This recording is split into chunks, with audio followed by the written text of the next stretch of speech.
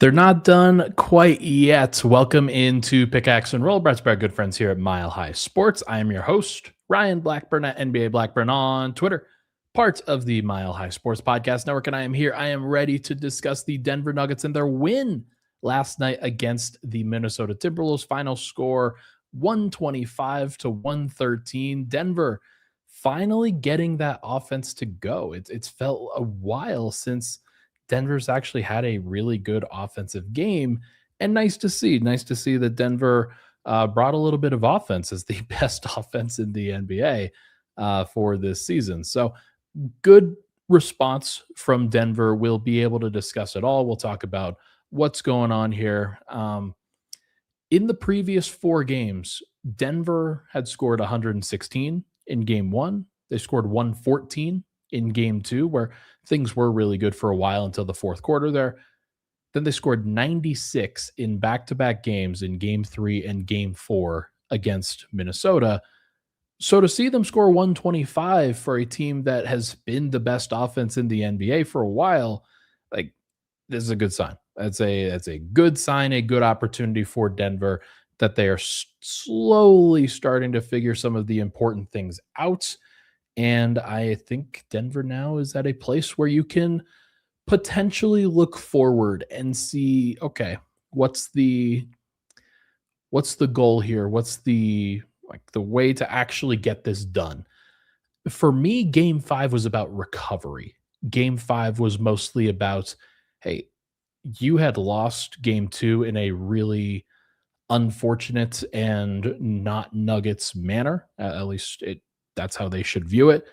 And then you were blown out in games 3 and 4 in pretty uncomfortable ways. Blown out is probably a little bit too strong, but like it kind of dominated it in ways that they really needed to show that they could be better than. Game 5 to me was mostly about how are the Nuggets going to respond? How are they going to respond to adversity? And they absolutely did. So I'm looking forward to talking about it. We'll talk about game 5. We'll talk about the game flow. We will talk about Jokic. We'll talk about Spencer Jones. We'll talk about a feisty David Adelman. And can they actually do this thing?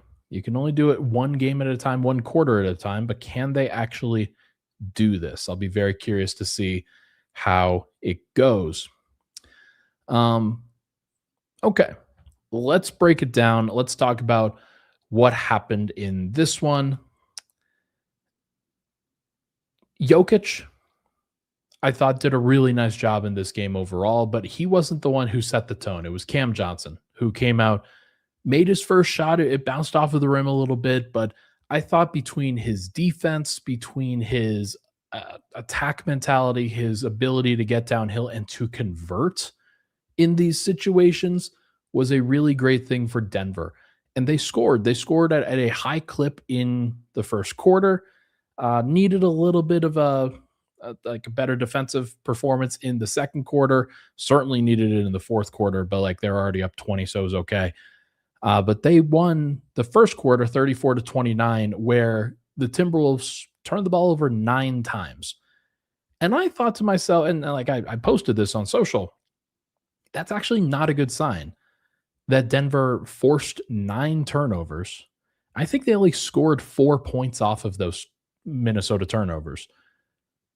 And then Minnesota was only down 5 in a quarter where they had 9 turnovers. Like that to me is incredible. That's an insane thing. And it shows that when Minnesota actually focused up, when they were able to lock in, they were making shots. They were efficient from all levels of the floor and did a lot of good things.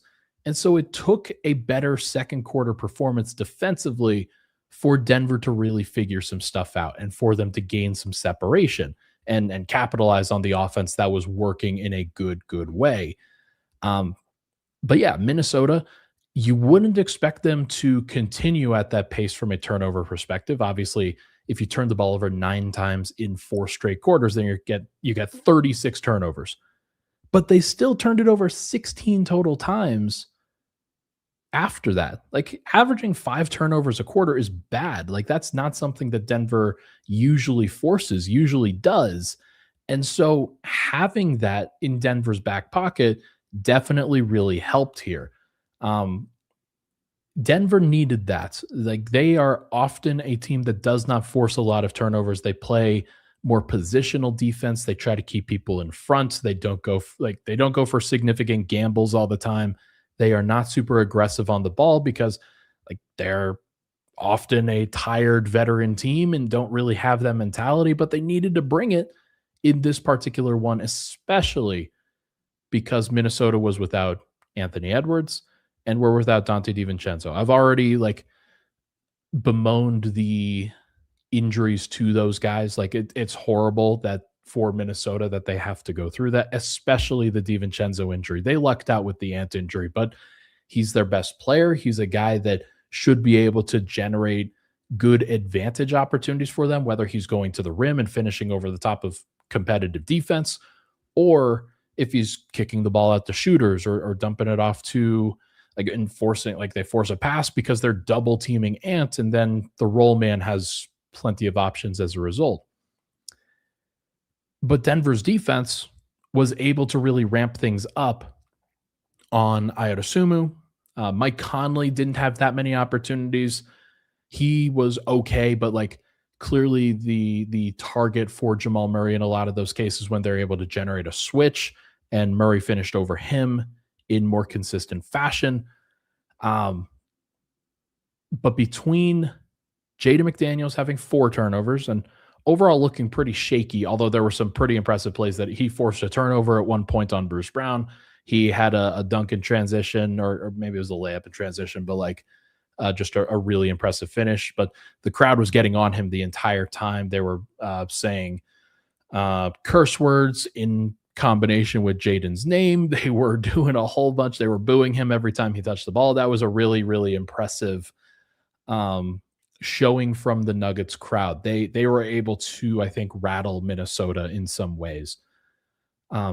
But you got 4 turnovers from McDaniels. You had 5 from Julius Randle, and we'll talk about Spencer Jones in just a bit. You had 2 from Ayodosumu, only 1 from Gobert, 1 from Conley, but you had 3 off the bench from Naz Reid, 3 from Bones Highland, 4 from Kyle Anderson. Everybody on Minnesota was relatively uncomfortable at various points when they were not able to get a shot up. And Ayodosumu was still shooting extremely well, 18 points on 14 shots, 3 of 5 from 3. But if you don't force, if you force him to pick up the ball, if you get more aggressive with him, if you do what you can to minimize the amount of opportunities that he gets that are just open, then he's a normal good player as opposed to the best player of all time, which is what happened when he had 43 points on 17 shots in game 4. He played over his head a little bit, but Denver also allowed him to get there. So Denver needed that, and they needed a little bit more pressure against him defensively. Christian Brown spent a lot of time on him. I give Christian a lot of credit, and also Jokic a lot of credit when they're running pick and roll, and Jokic is a little bit more aggressive at the level for the most part. So there were some good moments that Denver had when guarding Ayodosumu. There were some great moments that they had when matching up with Jaden McDaniels, Julius Randle, forcing some misses, and obviously forcing the turnovers. But you can't just have great defense. You have to have good offense too. And Minnesota really capitalized in that fourth quarter where Denver's defense did finally kind of shut down a little bit, and Minnesota scored 38 points. It was a little bit scary if you're Denver. You're trying to figure out, okay, can't make as many mistakes, have to avoid giving up open shots. They're getting to the rim. They're getting comfortable. What do you do? Well, you got to keep scoring. And Denver scored enough down the stretch. They're able to get it.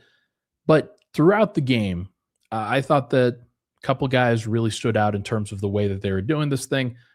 Jamal was very steady in terms of the production that he put forth. It wasn't a great efficiency night again from him. 24 points on 23 shots is obviously nothing to sneeze at. But he's being guarded by Jaden McDaniels for a lot of that time. They got Jaden into foul trouble. They forced some switches and allowed it to be a little bit more efficient than 10 of 25 or 7 of 22 or some 7 of 19, 5 of 17, some of the other nights that Jamal has had. And he also had 7 assists and 4 steals to go with it. But again, it was Cam Johnson with the 18, 6, and 5 that he had, 6 of 6 going to the rim and inside the arc. had some pull-ups, had some finishes and some runners that he was really impressive with. Spencer Jones, I want to spend more time on Spencer in the second segment, I think. But yeah, Spencer Jones did a lot of great things. Christian Brown had a really impressive dunk in transition where Jaden kind of jumped with him. I said dunked on him, but that was not accurate. I think so. Jaden jumped from the side, tried to contest, but couldn't really get back into the picture. Christian Brown hammers it and then hangs onto the rim and then points at Jaden on the way by. Uh, Minnesota and Minnesota fans are so they have very much a ton of ire for Christian Brown because they think he's trash. They think that he's really bad. He has not had a good series in any way, shape, or form, but had some really important moments in this one, whether it was the physicality that he played with on both ends of the floor, whether it was that dunk in transition. He had a nice finish in transition on the left wing as opposed to down the middle of the floor. And then he had a three where the ball got deflected out to him in the fourth quarter. Minnesota was making kind of a run. And you could sense the crowd because it went from a 22-point lead to a 10-point lead. And everybody's making mistakes. And I mean everybody. Murray had a whole bunch of mistakes during that stretch.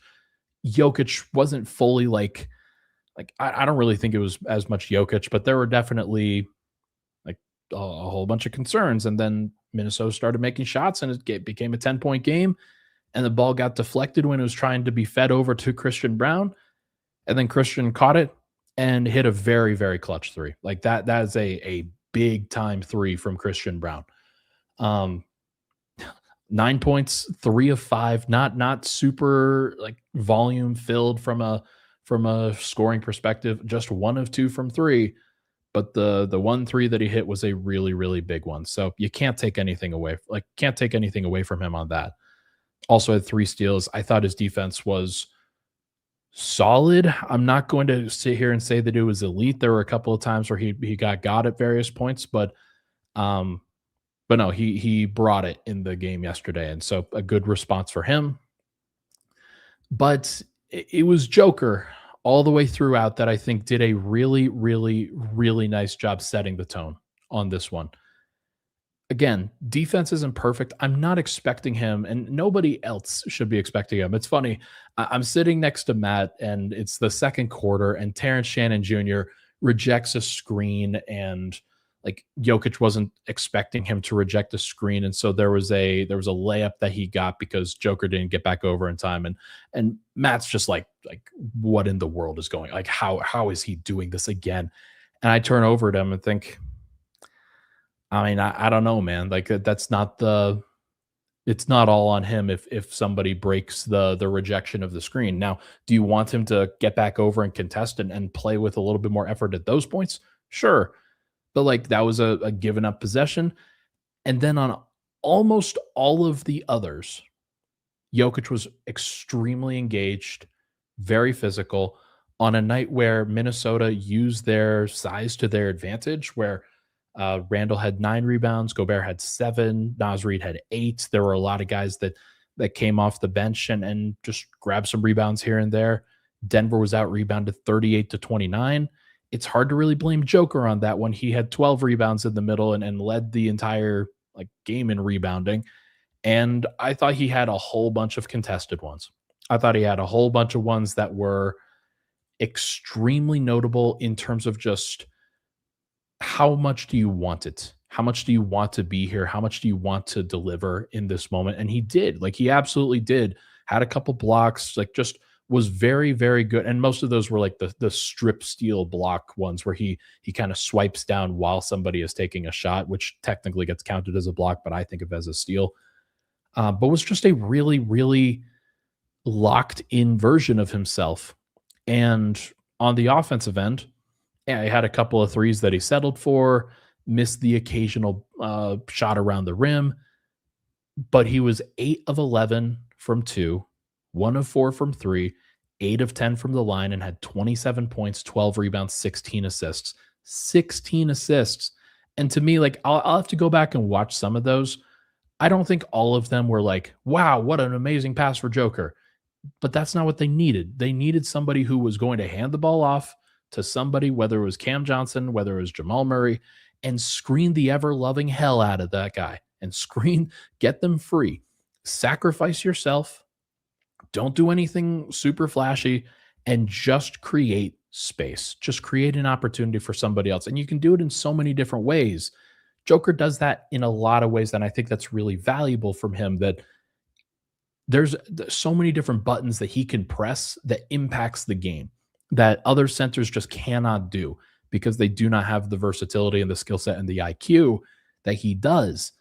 But like, he can do it. The question is how often and how consistently, and how good is the button on that day, I guess. And so it was really good to see that from him. I didn't know how much he wanted to be there. I'm going to be honest. I didn't know, like, going into this game, I was interested to see what kind of version of Joker we were going to get. And I was wondering how he was going to respond to adversity, how he was going to respond to this moment. He led the charge. He wanted to be there. He showed up. He did exactly what he was supposed to do. And Nuggets fans, I think, can feel pretty proud of that. It's not fully apologizing for what's happened for the other games in the series. His efficiency is still not where it needs to be for a guy that's leading the offense. Jamal's frankly isn't, but I think that Joker for so long has dictated terms and done everything that you would expect out of him. So I'm glad to see that he had a moment here that was kind of getting back into the flow there. And so we will see whether he can continue it. I'm curious to see how it goes. Okay, why don't we take a break? When we come back, we are going to discuss David Adelman and some of the rotation decisions, some of the feistiness that we got from David Adelman was very interesting. And then we will also discuss, can Denver actually do this thing? Can they come back?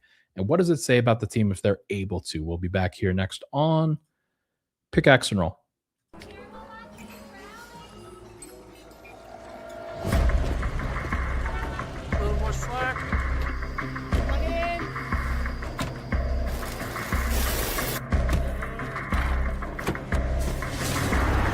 Whoever said work smarter, not harder, didn't realize you could do both.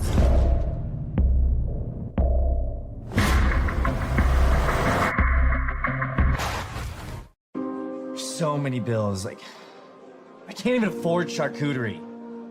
No summer vacation. That's a thing. The worst? Talking on the phone with my voice, like an animal. Adulting is hard. Hooters is easy. All the games, all the wings, all the beers, all season. No worries. Hooters. All right, we are back. Pickaxe and Roll, Ryan Blackburn here. Thank you so much for tuning into the show, folks. Hit that like button if you're interested. Hit that subscribe button. Would really, really appreciate it. I want to go over the rotation that David Adelman used yesterday. Elimination game did not have Aaron Gordon available. Obviously, I didn't mention that. It's hard to over-index on Aaron Gordon and Peyton Watson not being available when Anthony Edwards and Dante DiVincenzo are not available either. I do think that the identity of both teams in this series has not laid within those specific guys. I think, obviously, Minnesota's guys, Ant's the best player of the bunch. DiVincenzo's having a great series, but Denver was having some really good stuff from Gordon when he's available, when he's healthy, and when he's at his best. That's part of their identity. And then Peyton Watson's a wild card and somebody that could really help amp some things up. But obviously, to me, like, Ant's absence is the overarching factor that matters more to Minnesota, certainly, than Gordon or Watson's absence matters more to Denver, to me. But so here's what the rotation looked like. Curiously, Adelman went with a 10-man rotation. Fewer minutes for Tim Hardaway Jr. He closed the first and third quarter. Basically did not play in the second or fourth quarter outside of 1 minute right at the end of the second. mostly in the second and fourth quarters, the bench lineup that they went with was the same both times. Tyus Jones, Jamal Murray, Bruce Brown, Spencer Jones, and Jonas Valanciunas. Minnesota countered at various points with Gobert, mostly Randall staggering with the second unit, if I'm not mistaken. I think Naz Reid was out there. Let me just confirm this rotation here real quick for Rudy Gobert. So actually, what's interesting, I was wrong about this. Rudy was not out there with the second unit. And so it was Jonas Valanciunas matching up with Naz Reid, Kyle Anderson, Julius Randle, Jada McDaniels, and Ayo Dosunmu. A pretty big wing and big lineup that doesn't include a traditional like banging center. And then in the fourth quarter, Minnesota had Dosunmu, Terrence Shannon Jr. They started out with Kyle Anderson, but it wasn't like super consistent. Then they went to Jada McDaniels, Julius Randle. Not as much Naz Reid at the beginning, but then he came in after that. And yeah, there was an opportunity for Denver's bench to make an impact there. And one of the guys that did was Jonas Valanciunas. I thought more so than anybody off of the bench, he made an impact both in a positive and negative way. Immediately in this game, Valanciunas picked up 3 turnovers. 2 of them were fouls. One of them was just a turnover for a travel. It's offensive fouls. And then he finished the game with 5 fouls. It was not awesome. But he had 9 points, 2 rebounds, 1 assist, 1 block, 4 of 4 from the field, 1 of 2 from the line. And it was not necessarily about the plus minus. It was not necessarily about the production. It was more about the mentality and the toughness. And he was part of the group that was screening as tough as possible. Bruce Brown collected a screening foul at one point. Spencer Jones obviously battling with Julius Randle that entire time and trying to disrupt him as much as he could. Just a really impressive stint from those guys. And I do think that the crowd it just continues to vibe with Jonas. Everybody loves Jonas in the building. He commands a lot of attention and he wears his heart on his sleeve in a lot of ways. Nuggets fans can sense the frustration that he feels when he collects a screening foul because he's trying to do the right thing. Like he's trying to be unselfish in a lot of these ways and really free some people up. Although it's funny, he has said before, if you're screening really well, you're selfish because then you're creating an opening for yourself after that. So I think that's interesting. It's kind of a little tongue in cheek because oftentimes you'll play with a guy who does not pass you the ball. But like Denver, they tried to set him up. They tried to reward him for all the work that he was doing. And I was just interested with that mentality. And I was really intrigued by how much Nuggets fans love Jonas Valanciunas. They love him in that building. But I gotta go a little bit longer on Spencer Jones here, and then David Adelman, I think. Spencer Jones started this year. I think back on this all the time when I think about what I was doing in terms of projecting for this season. And one of the things that I do at the beginning of the year is I put together a minute projection across the entire roster, across the entire rotation. I try to project, okay, how many minutes is this player going to play at this position? Are they going to play multiple positions? What spot in the pecking order are they? How many minutes in total are they going to play? And obviously, injuries, absences, guys playing well, guys playing poorly, those things definitely impact stuff and impact what the overall vision was going to be. But never in my life did I predict that Spencer Jones would be starting a playoff game for Denver. And like, it's clearly the right decision. It's like 100%. There is no way in hell that they would ever have won this game without Spencer Jones being Spencer Jones and like raising his mentality. I've been so impressed with Spencer this year for so many different reasons. Last season, he didn't get that many opportunities. He shot the ball poorly at the NBA level, but he did shoot it well in the G League. And that's something that my colleague Matt Moore often reminds us that and the team often reminds, is that when he was getting consistent minutes, he was shooting and playing pretty well. But Spencer, during this offseason, he slimmed down. He got to a place where he could be a little bit more athletic, a little bit more quick twitch, and he still has a long way to go in that regard. Like, that's one of the weaknesses in his game. He's got to be able to finish better at the rim a little bit more, and it'll be really interesting to see how that goes from here. But I liked what I saw from Spencer, and he paid off a lot of those Joker assists. It wasn't just him that was passing like Murray passed the ball to Spencer a lot. There are a lot of opportunities where the ball got kicked out to him. But like, the reason why Denver finishes with the number of assists that they did, which was 35 assists in a playoff game is tremendous, is because they're getting these opportunities where Spencer's just capitalizing on the opportunity, on the moment. 7 of 9 from the field, 4 of 5 from 3, 3 rebounds, 1 assist, but he had 20 points, 3 steals, and 3 blocks. Like, those are tremendous numbers from a guy that you would never have expected to play this kind of role if you're asking me at the beginning of the season. But it became clear throughout that the Nuggets were trusting this two-way guy a whole heck of a lot. They were trusting him a lot with this moment, and it was deserved. It was completely deserved. The Nuggets, like, I didn't know necessarily what Adelman was doing at the beginning of the year when the injuries happened to Christian Brown, to Aaron Gordon, and then subsequently to Cam Johnson. Spencer Jones played a larger role than I think anybody would have possibly expected. And there are a lot of people that are hoping it would be Deron Holmes, that are hoping like it would be some other guys that would get this opportunity to step up. But as it turns out, Spencer Jones has been the guy, and he was converted to a new deal around the trade deadline. He spoke about that in the presser last night, talking about, okay, that was the initial goal.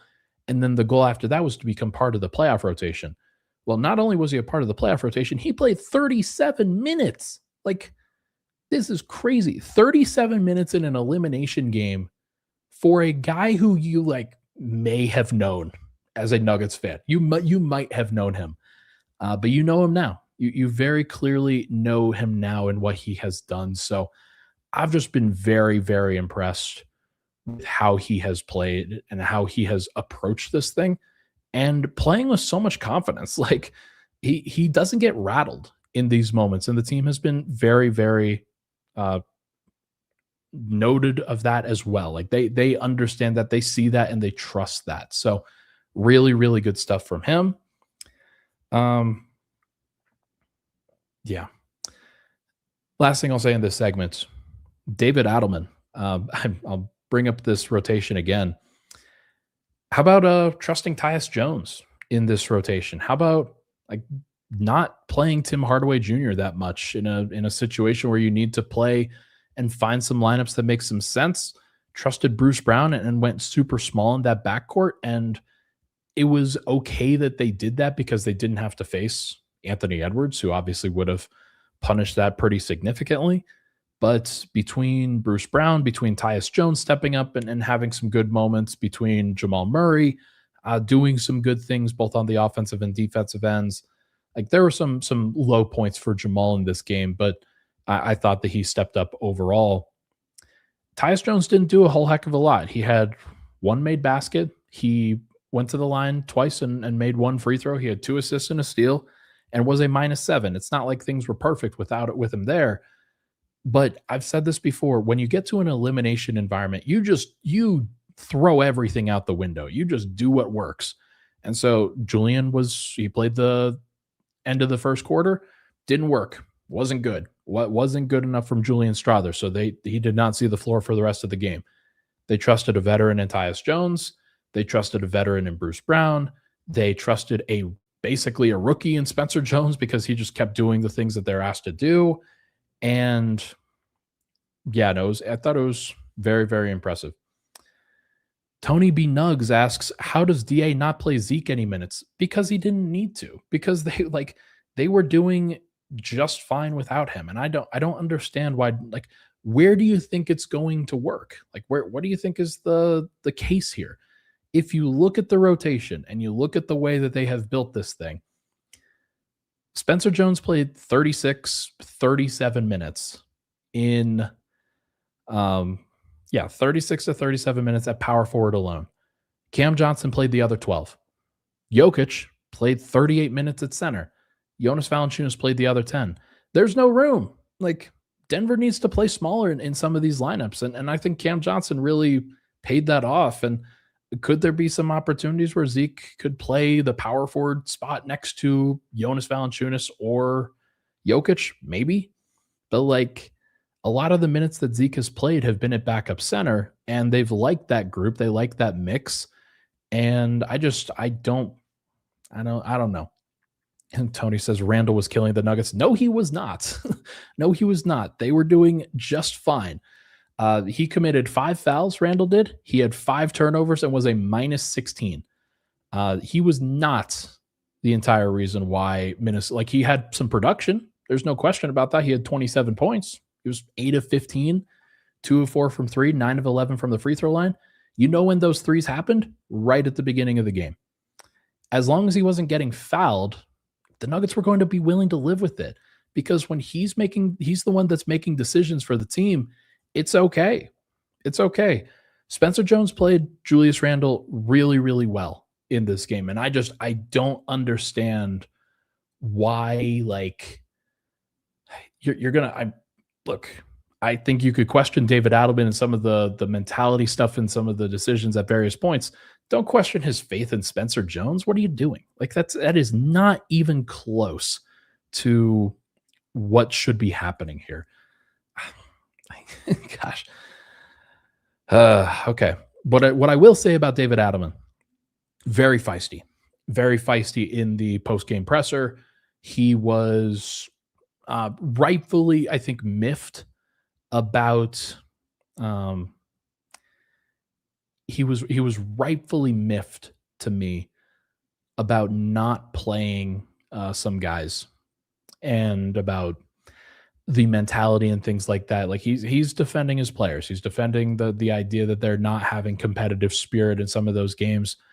For what it's worth, I think he's wrong. And I think he's too biased in this situation. He's too close in this situation. And what he's looking at is a team that is worn down, that was frustrated, that was burdened, and that did not handle adversity well in Minnesota, and they folded.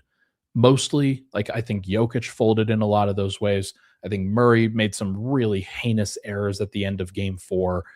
I think there are a lot of guys that you could point to and say, yeah, they were not ready for the moment. The light's too bright, if you say. But Denver responded really well in game 5. Adelman felt the need to crow, and I get it. I understand it. That kind of all goes out the door if you then lay an egg in game 6, which is still very possible. Although I'm not going to lie, like, you can see the pathway. You can see the light at the end of the tunnel if you're Denver and thinking, okay, well, you got one. Now you just have to continue to build it up as much as possible. Yeah, you should build it up as much as possible where you can. So, no, I think that Denver, I think that Adelman, it's annoying sometimes that, yeah. I think Denver at this point is in a really, really interesting place with the injuries that Minnesota has faced, with the injuries that they have versus the ones that Denver has. Denver's battling with what they can, and it'll be interesting to see how they handle it going forward. So when we come back, we're going to talk about what they could do, what could happen. We're going to go short on this one because I'm going to have a full sort of preview for Game 6 a little bit later in the week. But let's take a quick break. When we come back, we will discuss what Denver needs to do and what would happen if they did take Game 6. We'll talk about it next here on Pickaxe and Roll. At the Denver Athletic Club, exceptional facilities and a vibrant community come together to elevate your fitness journey. While the DAC is the perfect place to achieve your health goals through countless sports and activities, we also offer a variety of amenities to support your lifestyle. A co-working space, childcare, social events, family activities, private event spaces, and more are at your fingertips as a member of the DAC. Discover the Denver Athletic Club today.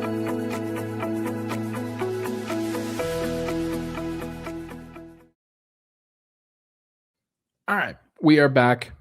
Pickaxe and Roll, Ryan Blackburn here, final segment. Thank you so much for tuning into the show. Hit the like button, hit the subscribe button. Would really, really appreciate it. Yeah, I can't get with you guys on wanting to see Zeke Naji more than Spencer Jones right now. Like I don't understand that. You know, when they had Cam Johnson out there as the backup power forward, that was when Julius Randle was not out there. Like Spencer Jones matched Julius Randle's minutes and I think did a really good job, forced him into a whole bunch of turnovers. And I think Chris Finch would tell you that there's no question that they needed that. So, and that Minnesota has to adjust, and they will adjust, and they'll probably try to get Spencer Jones into foul trouble, and maybe you'll see Zeke Naji at various points, especially if Aaron Gordon doesn't play. But for a game, for an elimination game, it wasn't just on the defensive end, it was for the offensive end. And Tony's like, you play both, Ryan. No, you don't. Like, no, you don't. You play the guys you trust the very most. And that like, I'm not going to sit here and be like, yeah, like, you know what they should do? They should have an 11-man rotation now. Like that's not how this goes. It's just not. Like they're not going to go that way. So look, it'll be all right. If Randall if he does well in the next game and Spencer Jones struggles, then yeah, you might see Zeke Naji, but not until that point. Okay. Game 6 will be interesting. Game 6 will be very, very interesting, and I'm curious to see what Denver brings. They scored 96 points in each of those games in Game 3 and Game 4, and to me, it looked like to me that they folded. It looked like to me, whether it was Jokic, whether it was Murray, not as much Murray, I'll say, but there were guys that didn't respond to that. Like Christian Brown didn't respond very well. Cam Johnson didn't respond really well. Aaron Gordon did his best. Like he missed Game 3, and then Denver's mentality looked like they were cooked because of that. That first half was really, really ugly. And then Game 4, you're expecting Denver to be in a better situation, especially when you see Dante DiVincenzo go down at the beginning of that game and Anthony Edwards go down around halftime. Like Denver had plenty of time. They had plenty of opportunity to try to capitalize on that, get their mojo back, but they couldn't recover it. Now it's a little bit different because if you are Denver, you've now seen what it looks like when you play well. You know how it works. And to me, like Denver from Game 2, where they lost the momentum, the boulder started rolling downhill for Minnesota. And every time that Denver tried to stop the boulder and push it back, like they got crushed. They just got crushed at that point and could not find any momentum, could not find any consistency, and not a lot of belief. Now you've won a game.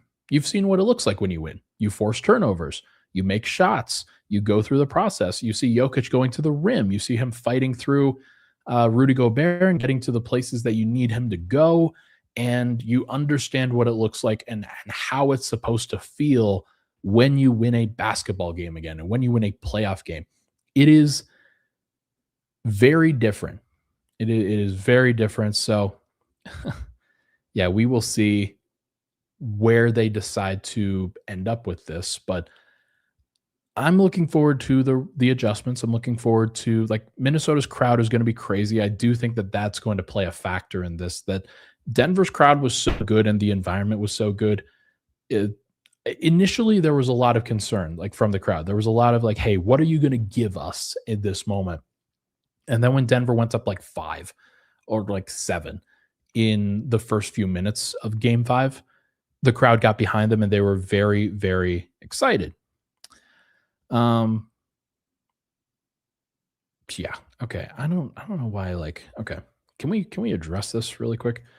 Real One says, sometimes I think Jokic should go to Boston and win 2 to 3 rings. Some of the Denver fans don't deserve him, and y'all media. Okay. What do you want me to do, man? Like, what do you want me to do? Do you want me to say, like, hey, it's okay that kind of folded a little bit and was not at the level that you're supposed to be as the best player in the world? Yeah, like, look, here's the thing. says, y'all got this job because of Jokic. Let's keep it real. I understand that like the entire reason why so many people listen to the Nuggets and so many people care about what the Nuggets have to say is because they have a great basketball player. It's because they have an all-time basketball player. I have said that he is on the borderline of top 10 all time, that he's like probably in the top 15 of all time, has had the number one spots as the best player in the world for the last 5 years. And I think that that transition is starting to happen with him, or at least that's what the playoffs are all about. What are you supposed to do if not evaluate the game, if not talk about what's actually happening? Because what Joker needed to do in this game was take over in some of these ways and execute at the highest levels where he needed to.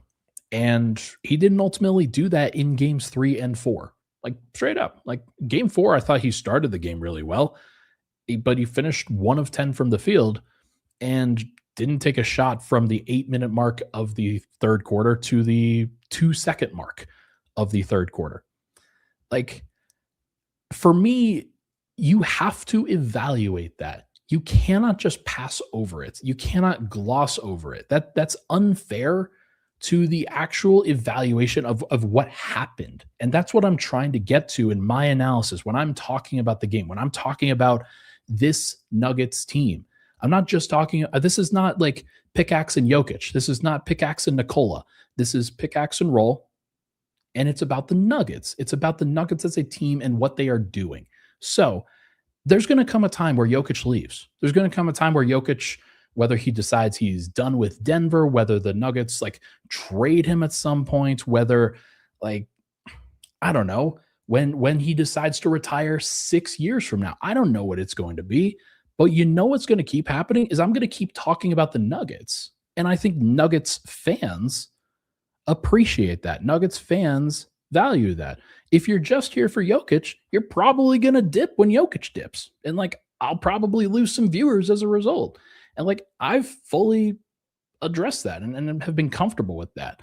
But like, you can't just not talk about struggles. You can't just not talk about it and talk about how the thing has gone. And so when I give him credit in this game about the way that he addressed things, about the way that he was a leader and the way that he did and took care of his business and was much better in game 5, that is part of the story too. Like, you can't just ignore part of it because you don't like it. You can't just not talk about it because it's not fun for me. It's because it's not fun for fans. You have to talk about all of it. If you don't, then you're doing a disservice. You're not actually doing your job. So for me, this is a job. Like, I was a fan, and I've been fully transparent about that. I have transitioned into covering the basketball team, into covering the team and trying to do it as best and with as much objectivity as I can. But I want the Nuggets to do well, obviously. Like, I care about that. Like, I think it's great. I think it's not just great for them. It's great for my job. It's great for like the fans and for the people that I care about and have a relationship with. But at some point, like, you have to talk about things the way that they actually are. And if you just ignore that, you're not doing any. Okay, I'm rambling on. I'm ranting. I shouldn't do this. It's not reasonable. If they do come back, if they do win in games 6 and 7, it would be a very impressive achievement. I do not want to belittle that. I do not want to dismiss that. Denver in 6 was my initial prediction. I transitioned over to Wolves in 6, and I think that they're going to lose on Thursday. I do. Like, I'm just going to be straight up with you guys here. I think they're going to lose on Thursday. I reserve the right to change my mind heading into that game if we get new, updated, additional information. But, like, I don't know. Real One says, stop saying that Jokic is bad on defense when all advanced stats say otherwise. That's my only problem. He is not the reason why Denver defense is bad. Not true. Like, the big reason why Denver's defense is bad is Jokic. It straight up is. And it's because the team has built a scheme around him that allows him to do as little as possible on that end. And in what he is asked to do, he does reasonably well, which is why the analytics grade him out pretty favorably. and it's why the analytics say the other guys are trash.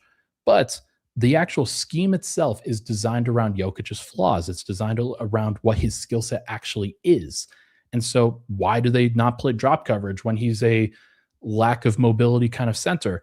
It's because he doesn't have the ability to contest or doesn't want to contest like some of those shots at the rim and doesn't necessarily move his feet as well and doesn't have those principles as he needs. But yeah, a lot of Denver's designs, and there's a lot of these plays like this, when the ball gets swung from one end of the floor to the other, Jokic stays in the middle, and there is somebody is on the strong side of the court that has to run all the way over to the weak side of the court from a less advantageous position than Jokic, because they are trying to do as much as possible to prevent Jokic from having to do that skill, from having to run to the corner. Why do they have slice coverage as a defensive principle?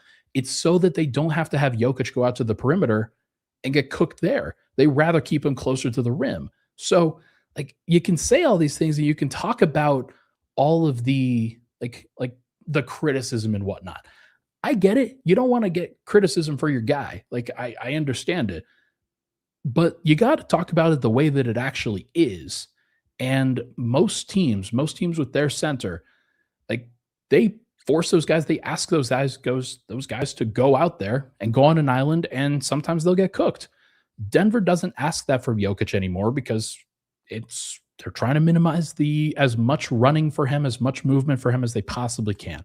So they're also allowing Jokic to call all of these coverages as much as possible. And so this may not necessarily be the thing for the team, but it might be the right thing for Jokic at that point. So, man, it is just, look, obviously there are some guys on Denver's defense that are bad. Like there are some guys that I think you have to account for. There are some guys that have not risen to the occasion, and are not handling things that well.